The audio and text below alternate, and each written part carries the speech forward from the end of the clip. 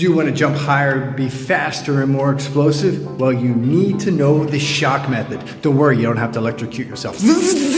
Hey, what's up everybody? I'm Jason Kelly, creator of The Balanced Body. Hope everybody's having a great day today. Today I'm going to introduce the shock method. It was used by a lot of the Russian athletes a long time ago, but for some reason it's not so popular today, and it needs to be because it's highly effective.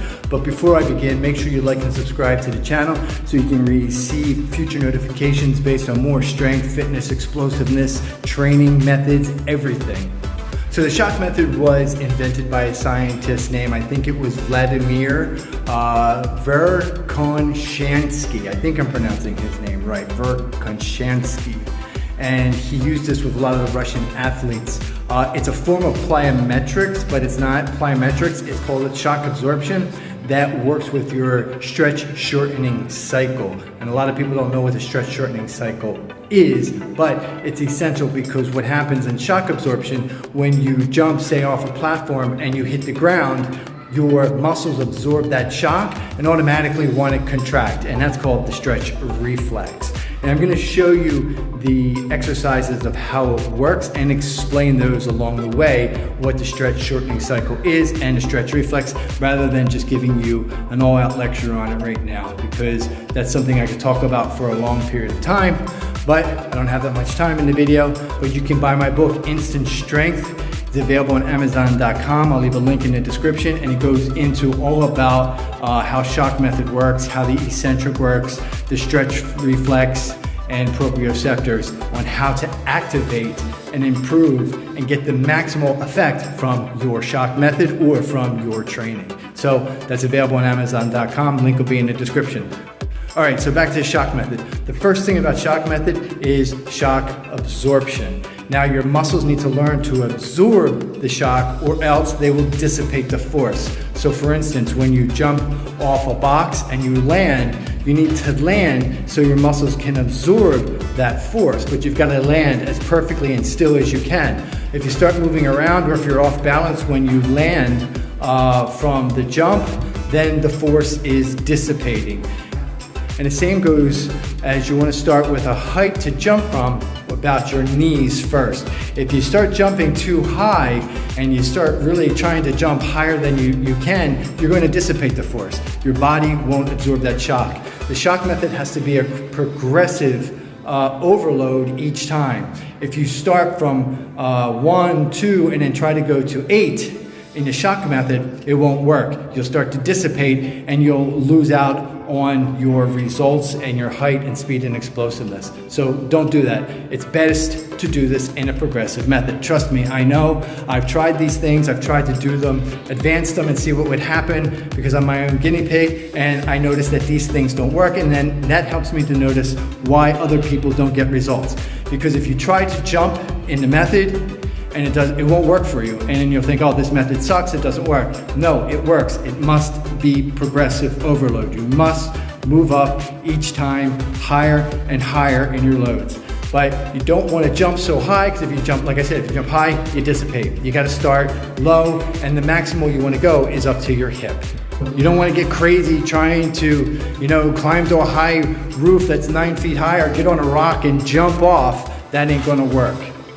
All right, so here's a shock method jump from a little bit higher. As you can see, I stick the landing and I absorb that force. Now here's what it would look like when you're dissipating force, that you can't stick that landing, or you're rolling and you can't hold it. Here again is sticking the landing, absorb the force. And that is from maybe a deeper position to jump high for your vertical jump. And here's one that's more shorter need, that you could use more in a transference of like sprinting at top end speed. So there's two types of ways, and there's many different motions you can train. And here you can also add a weight that will help with your shock absorption as well. Again, you just got to stick that landing.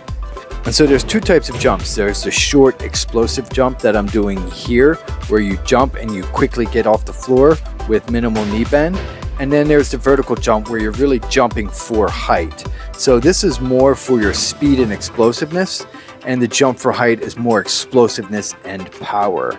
And so here's the incorrect way. You jump and then jump again. So if you're not absorbing and getting that explosiveness right after the jump like this, then it's dissipating and you really need to lower the step in order to get that counter movement like I just did there for explosiveness. Here's the vertical jump for power and explosiveness. As you can see, I hit the floor. The contact time is a little longer, but that's okay because we're going for that power explosiveness. And again, if you really want to be speed explosive, you've got to put some mind to the muscle too. You just can't jump and say, hey, where's my stretch shortening cycle? No, you got to jump and really focus at getting off the floor. And so here it is. If you need to, you just take down a step and boom, just jump. And don't forget to do it single leg too. You want to really focus on single leg speed explosiveness and speed and power. And here it's the same idea. You want to stick that landing jumping off the box. And if you're not sticking that landing, remember, if you're not able to hold it, then it's dissipating force.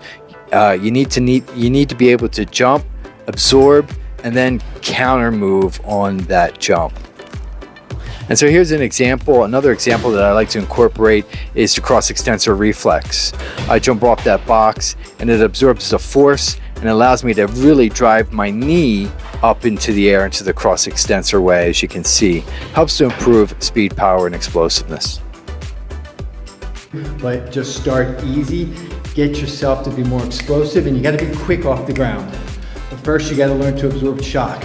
If you're not absorbing the shock, you're dissipating, and that means you have to lower the height of the jump. So if it's too high and you're not getting an explosive effect on the counter jump, go back, lower the height of the box, and then start your jump from there. Again, you want to get the effect. You must achieve a strength result in order to go to the next level. How can you expect to achieve a higher result without having the complete level or a good level of strength in between? You can't, it doesn't work.